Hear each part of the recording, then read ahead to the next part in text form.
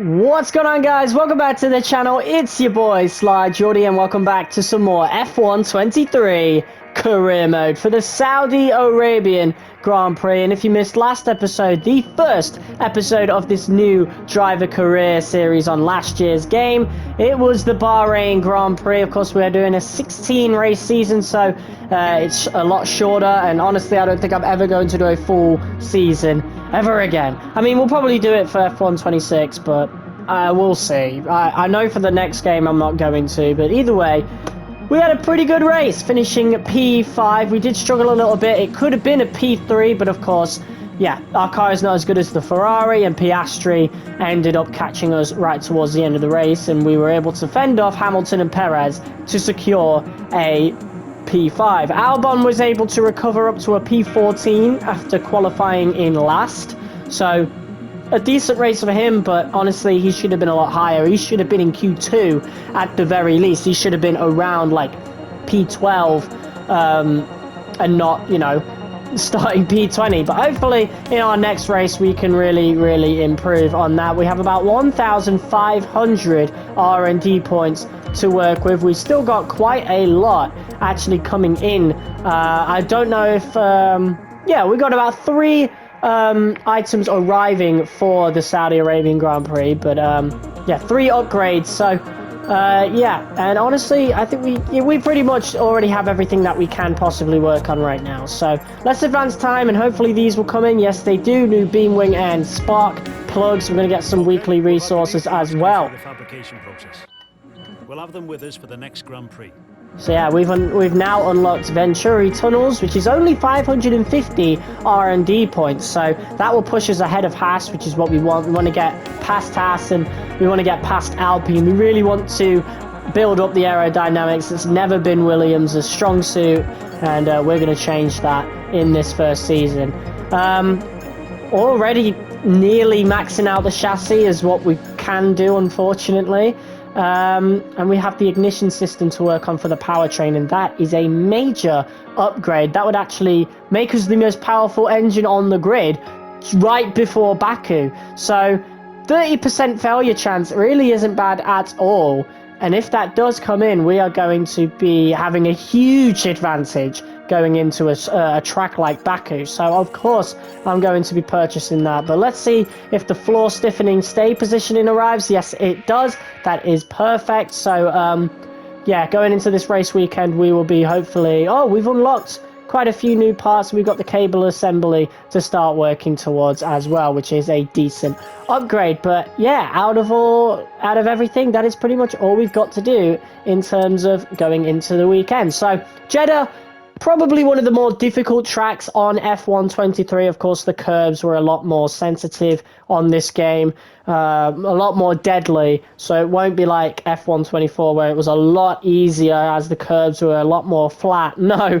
this is a pretty difficult track. Probably the most difficult track in the game besides Imola. I think Imola is a bit more difficult. I don't know, maybe they're equal. But I definitely got a lot more used to Imola, actually. So I would say that Jeddah's the more difficult track. I'd say Baku, actually. Baku is really difficult. Baku, Jeddah, and Imola were tracks that were drastically difficult.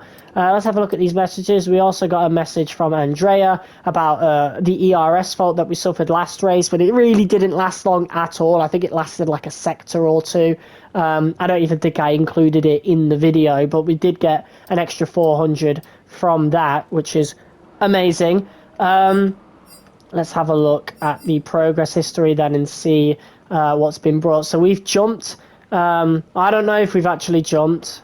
Yeah, we have. We've jumped back in front of Haas. So by the time we got up to the first race, Haas had overtaken us with their first initial upgrade of the season, but we have jumped back in front of them, and we're actually catching up to Alpine now, and that's kind of where our performance is really going to stay unless we get those major upgrades in and done early. That would be really good. But yeah, good looking upgrades coming into this Grand Prix. And of course, when it comes to the powertrain, we're actually like the best out of pretty much everybody apart from the Ferrari powered cars, and we're not usually anywhere near Haas and Alfa Romeo. So Ferrari, like, you know, we're pretty much there You know, we are the most powerful engine on the grid besides the Ferrari-powered car, so that is a huge, huge help for us going into a track like Jeddah. So as long as we can get, like, the setup down and we can drive really, really well, which is something we really didn't do around Jeddah on F123 until, like, the final season,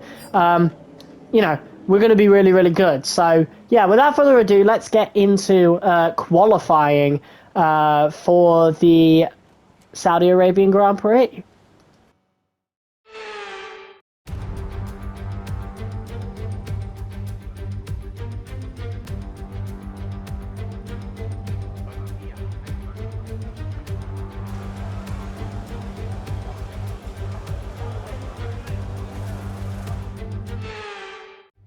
So here we are for our first qualifying lap of Jeddah, back on F123, of course, as I've said numerous times over the course of the past year or so, year and a half.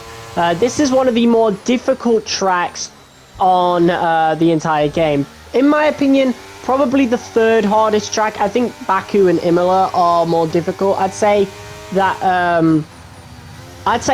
I don't know. It's a toss-up between Imola and Baku, which one is actually the most difficult. But in terms of Jeddah, the only difficult section is actually this part, for the most part. And, yeah, we haven't had the greatest part, but the exit has gotten a lot better over the year and a half that I've played it. It's more the entry into that particular section that I still somewhat struggle with. But, you know, once I've actually got a flow down, it actually is a lot easier than it used to be. But guys, if you go back to, like, episode 2 of the original career mode that we did on this game, the My Team Career, oh my god, I think we were actually in the running for points until I made a huge mistake on the curbs right at the end. And back then, we had the difficulty on 85, and I still finished, like, 13th. So it really shows just how far we've come since. I think we won at Jeddah in the last time we actually did this track. In the My Team on the final season, and that was at 95 difficulty. Oh no, 97! Because in the last season we were at 97, and then Imola had this really weird AI bug, so I lowered it. So yeah, it really does show how far we've come. But of course we're in a much different car. That My Team car, the STR05, was a very, very good car. The best on the grid. And for good reason. But yes, we make it through Q1 alongside Albon as well, who's just about made it, and I won't waste your time. We also made it through Q2, and Albon gets a P12. That's exactly where we kind of want him to be. That's exactly where we would expect him to be, given his overall and the car. And yeah, we've skipped past Q2. I think I want to go back to short qualifying, or maybe not. Maybe we'll just really edit down the qualifying and just do it like this, where we have the one lap, the initial lap in Q1, and then we'll just skip right to the final lap here in Q3. But so far not so good, as we are 2 tenths down on our first lap. And our first lap, by the way, in Q3 was done on old soft, so hopefully this section right here can really gain us some time. I don't know, but as you can tell, it's a much cleaner section than we did in the first lap of Q1, and look at how much time we gained through there. So there is the difference in the tyres, but we've lost about 2 tenths on what could have been a really, really good lap. But it's the lower half, the bottom 5 is actually looking quite peculiar. Hamilton, Verstappen, Leclerc, all down in the bottom half of the top 10 here. Of course, they might still be doing their lap. I decided to go out at the same time as pretty much everybody else. Well, not exactly the same time, but just after them. But yeah, look at this, a much better lap. 5 tenths up on our original lap, but we could be 7 tenths up. That's what we're missing out on. And I'm really trying to push this as much as possible, getting so close to the wall that we actually hit it, as Charles Leclerc sets a 1:28.0, and Max Verstappen with a monster time of 1:27.6. That is not getting beaten at all, and we are 6 tenths, nearly 7 tenths up on our original time. What is it going to be? No improvement in the standings, so we will be starting P10 in the Saudi Arabian Grand Prix. But that time from Max Verstappen, man, is absolutely monstrous, and just shows how good not only that Red Bull is, but Max Verstappen as well. 4/10 up against everybody else. So yeah, before we get into this race starting P10, we are going to be upgrading the cable assembly for the chassis. And yeah, that's just about it. So without further ado, let's go to the grid. We've got fast sweeping corners under the lights and 20 racers all ready to write their name into the quickly growing history of the Saudi Arabian Grand Prix.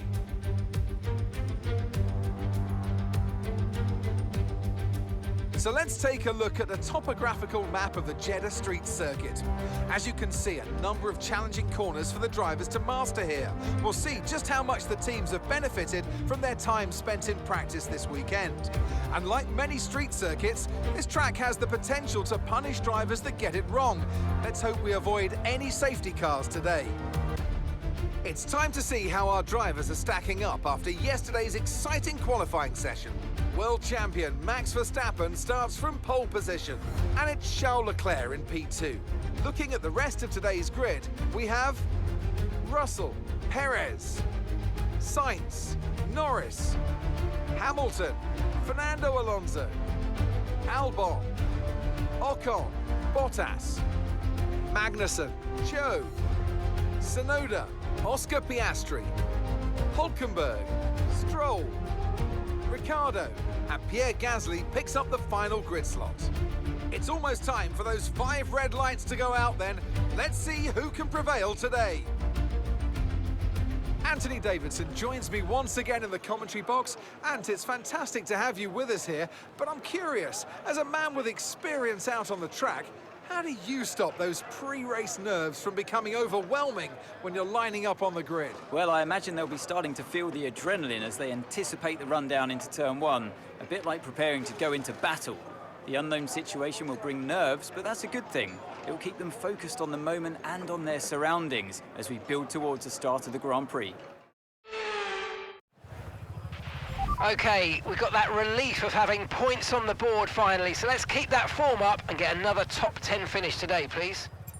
Well, fortune really is shining on us today. It is only round 2 of the Formula 1 season, but Oscar Piastri and Pierre Gasly already taking engine penalties for today's race, so they must have had some extreme wear. I don't know why they would have had to, you know, replace the parts, but it is what it is. It pushes both us Williams boys up to P9, and P10 Albon jumps up 2 positions as both Piastri and Gasly were ahead of him, and we jump up ahead of Oscar Piastri. We get that P9. So yeah, we're starting just behind a very familiar face in not only F1 24 but also this game. In our first season of my team, it is Fernando Alonso who will be starting just to the left of us, and we're starting right behind the Mercedes of Lewis Hamilton. And just ahead of him is another old rival of ours alongside Alonso, and that's Lando Norris. And it's lights out, and we are underway. And it is a very slow start from Perez as Norris jumps him. Alonso jumps Hamilton, and we are kind of stuck a little bit here, having to back off just a bit as Ocon looking to challenge us around the outside. We get the elbows out, and that allows Albon to also keep his position as well, but he is right on the back of us, and we have lost just a little bit of time, a couple of tenths to Lewis Hamilton here, so we're going to have to work overtime with the ERS to try and catch up to him, of course. But yeah, I am not feeling so good right now on this first lap, feeling like I'm struggling quite a bit as we go around the first hairpin section. 3 tenths, nearly 4 tenths, no, basically 4 tenths off of Lewis Hamilton. That's how much time we lost because of Esteban Ocon, so I am glad I got the elbows out, but that really shows the difference in the tyres. Of course, I didn't really talk about the strategy. We're going for a mediums to hards strategy. Once again, it seems to be the meta for Season 1 as of right now. At some point, it might be the other way around, and to be fair, it usually is. It's just for a lot of these tracks, especially if I start a little lower, I want to be starting on the freshest set of tyres as we could gain positions as much as we can, but that doesn't seem to have helped as much at all as all it is doing right now is us having to defend from Albon, but that is a beautiful dive on Lewis Hamilton, and now we are side by side on the main straight, and we'll be hoping to keep up with Alonso because we don't want to move out of DRS. But yes, side by side with Lewis Hamilton, both same engine right here, and we have the inside, and we are ahead on the next section once again, getting the elbows out, aggressive against the 7-time world champion. And now it does take us all the way up until lap 7 to catch up to the two familiar faces that I was on about earlier. How ironic is this? It's Alonso and Norris once again. A huge throwback to our very first season on this game, where our main rivals in most of the races and the championship standings were Fernando Alonso and Lando Norris. I'll be quite curious to see if Alonso still retires at the end of Season 1, as he usually does. We'll see. And we'll see if Lando Norris ends up going anywhere, because he ended up going to Mercedes in our My Team universe. But look at this now. Lap 9, DRS on both Alonso and Norris. We'll be looking to go around the outside here.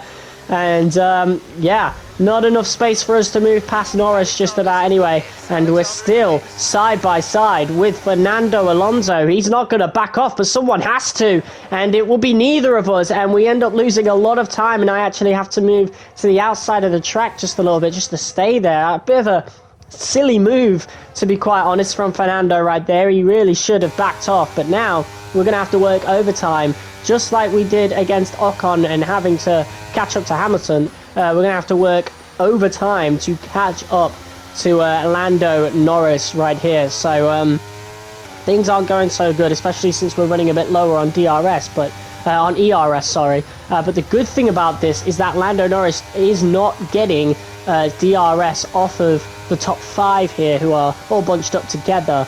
So that is a really good sign. So we're just going to get DRS off of Lando Norris, and so we won't really need to worry about too much. I do need to start cleaning up my act a little bit. We're hitting too many walls here on this track, but it really does show, despite how good I am at F1 23, it really does show just how much more difficult Jeddah is, as we now get right up to the back of Lando Norris here. We're actually starting to get a little bit away from Fernando, but not really. He's still right behind us, only 3/10, and look at this now. We'll be hoping to make a move past Lando Norris as we peel away to the right side, going around the outside for this corner, but we get the inside for the next one, and since we are the car in front, that is a pretty well done move right there.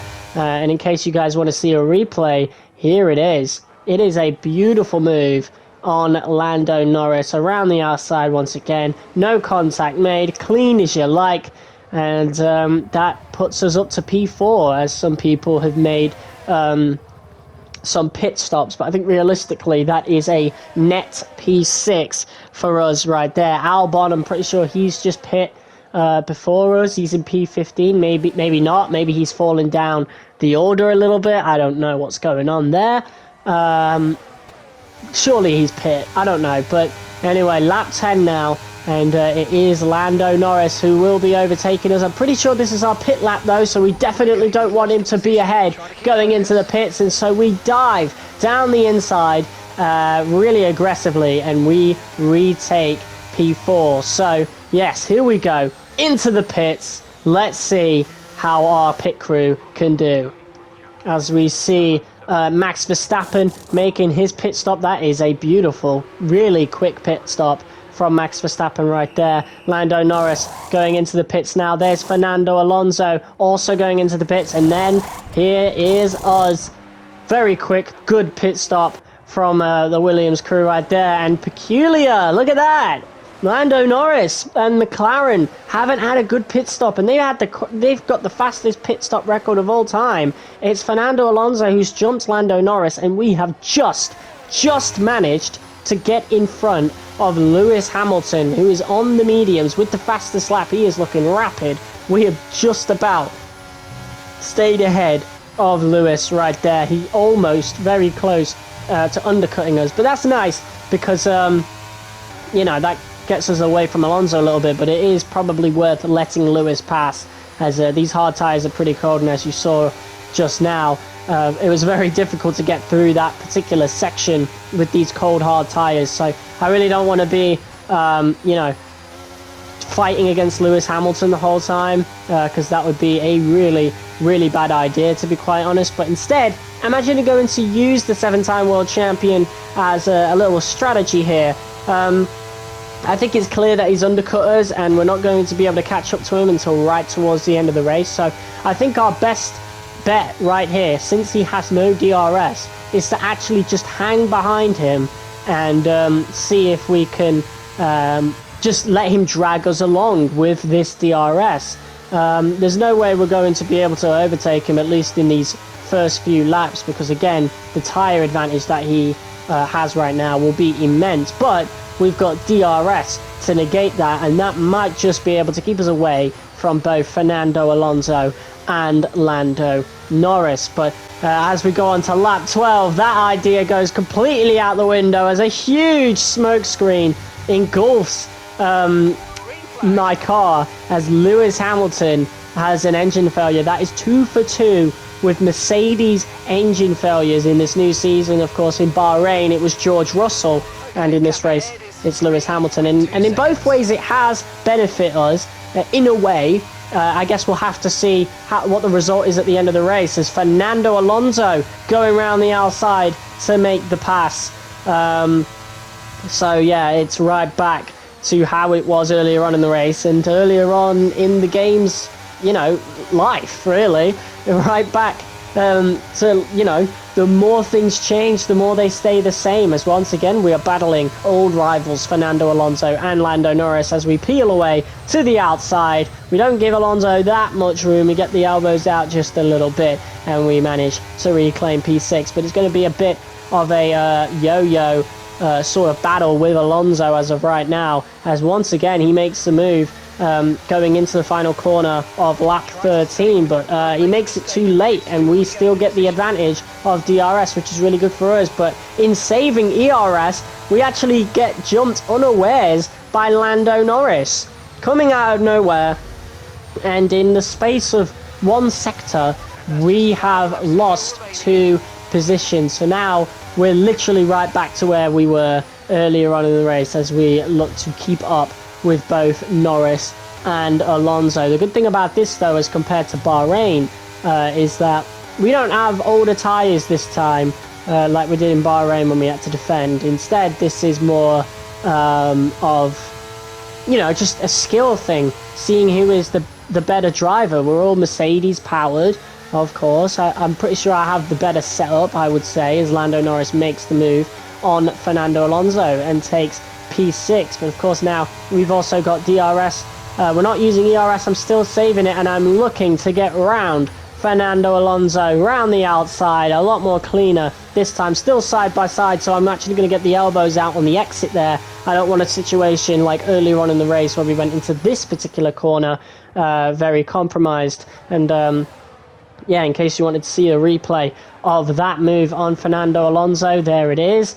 Didn't get the elbows out too much, but we did it just enough to actually shake up Alonso right there, as he lost control of the back end just a little bit. And now it's just about catching up to Lando Norris to see what we can do up until the end of the race here, as we do catch up to him by the end of the lap. It is literally a 3-way battle for P6, but Fernando Alonso has actually lost quite a lot of pace here. He is 2 seconds behind now as we move on to lap 16, and we go around the outside of Lando Norris.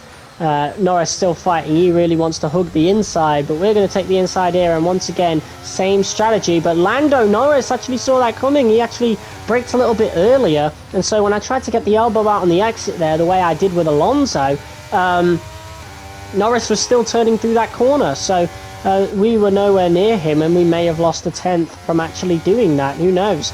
I think we definitely lost about 3/10 because Fernando Alonso has actually caught up a little bit more. So he is still in the battle, but he is going to be completely relying on mine and Lando's battle here, as Lando once again makes the move around the outside. I'm not going to fight that at all, as I know I'll be getting DRS into the next section as we move onto lap 17. So here we go. I'm going to be getting DRS on the back of Lando Norris here. We're catching up a little bit slower here, so Lando is using ERS to be able to stay ahead.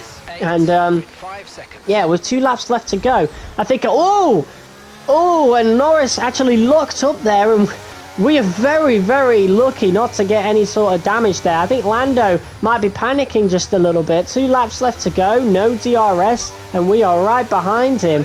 I was literally just about to say my strategy now is to just hang back on Lando up until the very last sector of the final lap. As you can see right here, I brake a lot earlier as we now go on to the final lap of the Grand Prix, the final straight, the main straight, and here we are. The final lap is right here. I'm still not using ERS because I want to save it. Lando is desperately trying to goad us into making a move by hugging the inside, compromising his line so much, practically opening the door wide for us, but I am not falling for it. I want DRS in the last sector, but we need to be careful here.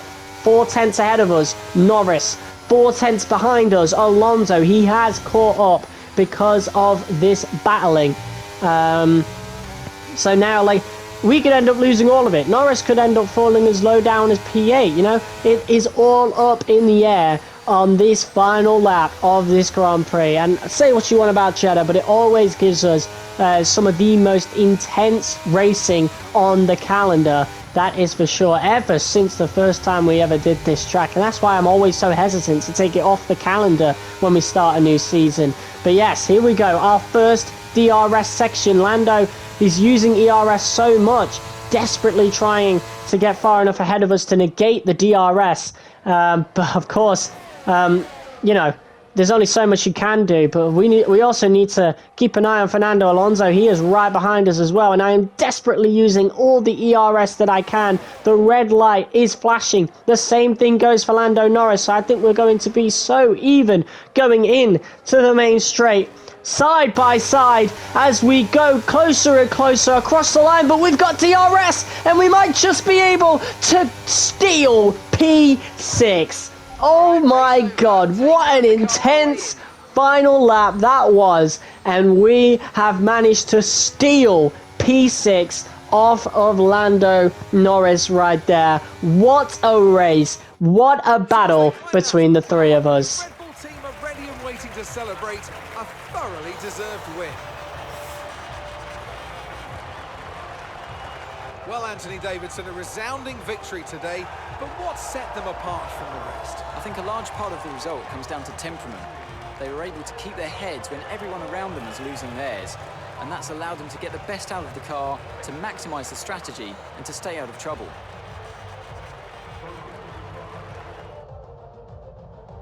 Here come today's winners. The team at Red Bull have done a phenomenal job recently, and it's clear to see that they've put in the work, and they should be so proud of the victory they've secured here. Well, like I said earlier, the more things change, the more they stay the same. Our good old rivalry with Lando Norris and Fernando Alonso from another universe continues whatever game we play, and it's of course Max Verstappen who takes the top step of the podium. George Russell redeems himself for his round 1 engine failure as he finishes P3. It's a 1-2 for Red Bull, so Perez, despite a really bad start at the beginning of the Grand Prix, must have had a major undercut as he was actually able to get up to P2, so a really, really successful race for Red Bull right there. I'm quite curious to know what tyres Perez would have been on, as his fastest lap is about 3 tenths quicker than most other people's, which is crazy. But Verstappen led from start to finish. It looks like it might just be a really dominating season, but Alex Albon, good on you, lad. P10 for Williams right there, so it's double points for Williams in the Saudi Arabian Grand Prix. We are P5 in the Constructors right now with 18 points. Albon P11 with 1 point, which is going to be really, really important in battles against, you know, Alpine, Alfa Romeo, etc. But yeah, that is the end of this episode of F1 23 Driver Career Mode. I'll have an episode coming up really, really soon, as I've been procrastinating a lot, and we've had Black Ops 6 as well, so I just haven't had as much time as I would have liked to do F1 23, but yeah, we're going to get right back on it now. So guys, cheers for watching. Until next time, I'll see you soon. Peace.